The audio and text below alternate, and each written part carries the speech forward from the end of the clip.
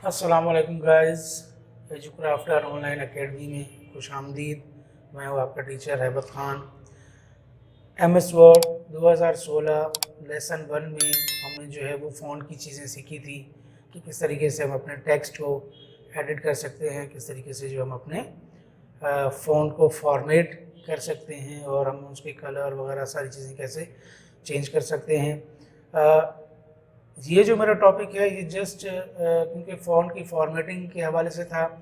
अब जो है वो हम किसी चीज़ को अगर हम कोई एप्लीकेशन टाइप करना चाहें, अगर हम कोई जो है वो लेटर टाइप करना चाहें तो उस लेटर का फॉर्मेट क्या होता है, उस एप्लीकेशन का फॉर्मेट क्या होता है, आज हम इसको सीखेंगे। आपके सामने देखें जो है वो एक एप्लीकेशन मैंने टाइप की हुई है, लेकिन इस वक्त ये एप्लीकेशन जो है वो एडिटेड नहीं है, फॉर्मेटेड नहीं है। जस्ट मैंने लिख दी है एक पैराग्राफ की तरह, तो कोई भी इसे जो है वो एप्लीकेशन नहीं कहेगा। ठीक है, तो हम इसे थोड़ा सा जो है वो फॉर्मेट करना चाहते हैं ताकि आपको एक प्रॉपर जो है वो वही पता चले कि एप्लीकेशन किस तरीके से टाइप की जाती है MS वर्ड के अंदर। ठीक है, ये देखिए मैं इसको टू दी प्रिंसिपल और यहाँ से जस्ट मैंने किसी स्कूल की लिख दी है, गवर्नमेंट हाई स्कूल XYZ। और यहाँ पे देखें सब्जेक्ट आ रहा है जी application for school leaving certificate. अब इसको हम थोड़ा सा एडिट करेंगे। ठीक है, यहाँ मज़ीद में इसको यहाँ पे अगर मैं टैब प्रेस करता हूँ, देखिए ये 4 कैरेक्टर जो है वो आगे चले जाएगा और यहाँ पर रखकर भी मैं टैब प्रेस करूँगा और ये आगे चला जाएगा इस तरीके से। और ये जो सब्जेक्ट है इसको भी मैं थोड़ा सा आगे ले लेता हूँ और यहाँ से ये जो सब्जेक्ट आ रहा है इसको मैं यहाँ पे अंडरलाइन कर दूंगा। अंडरलाइन का फंक्शन आप पहले भी पढ़ चुके हैं। और अब यहाँ पे देखें रिस्पेक्टेड सर और मैडम, ये यहाँ पे लिखे होंगे और यहाँ से जो एज आ रहा है इसको मैं नीचे ले जाऊँगा और टैब के ज़रिए मैं ये मैडम सर और मैडम से आगे जो है वो इसको मैं रखूँगा। अब यहाँ पे मैंने लाइंस की सेटिंग करनी है। ठीक है, इस तरीके से ये लाइंस मैंने जो है वो अगर बराबर नहीं भी रखता तो इस तरीके से मैंने इसको रखना है। ठीक है जी, इसके अलावा ये जो मेरा आ रहा है इसको मैं थोड़ा सा नीचे ले आऊँगा। अब हम इसकी थोड़ा सा साइज़ बढ़ाते जाएंगे। ये टू दी प्रिंसिपल वगैरह इसकी साइज़ में रख लेता हूँ यहाँ से तकरीबन 14, जो हमारी जितनी भी प्रोफेशनल डॉक्यूमेंट्स होती हैं 14 12 से 14 की साइज़ उनमें रखी जाती है। ज़्यादा बड़ी साइज़ हम इसमें नहीं रखते, कोशिश करते हैं इतनी ही साइज़ में हम इसको रख दें। हाँ, अगर आप बोल्ड करना चाहते हैं, जैसे सब्जेक्ट वगैरह आप देते हैं तो उसे आप बोल्ड कर सकते हैं। ठीक है, और यहाँ से मैं मज़ीद इसको नीचे कर लेता हूँ, इसको भी मैं ऐसे कर लेता हूँ। ठीक है,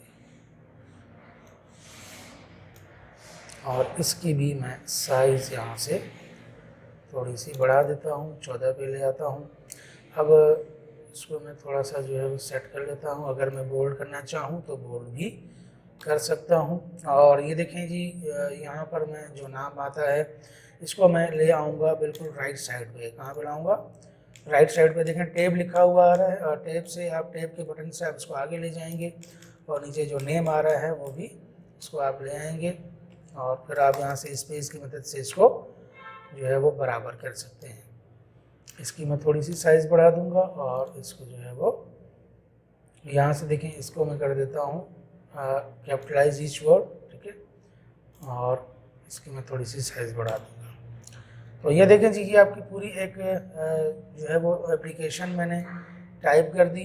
मज़ीद एक चीज़ इसको हम डिस्कस बाद में करेंगे, लेकिन मैं कर देता हूँ ताकि आपको पता चले। ये एक प्रॉपर जो है वो एप्लीकेशन आपके सामने टाइप होके आ गई। आप मज़ीद इसकी सेटिंग अगर हम कंट्रोल P करके प्रिंट में देखेंगे तो इस तरीके से ये एप्लीकेशन आएगी।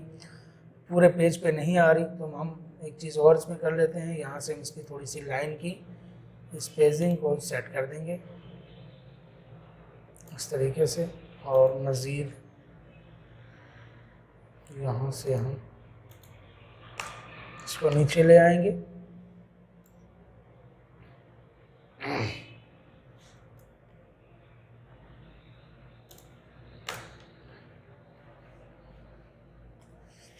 ठीक है जी, ये एक आपका फॉर्मेट बन गया एप्लीकेशन का। इस तरीके से आप एप्लीकेशन लिख के जो है वो किसी को भी दे सकते हैं, कहीं पर भी एप्लीकेशन जमा कर सकते हैं। ठीक है जी, नेक्स्ट लेसन में हम इंशाल्लाह जो है वो इसे सेव करना सीखेंगे कि कैसे हम इसे सेव करते हैं अपनी फ़ाइल को और महफूज करके अपने पास रख सकते हैं। शुक्रिया।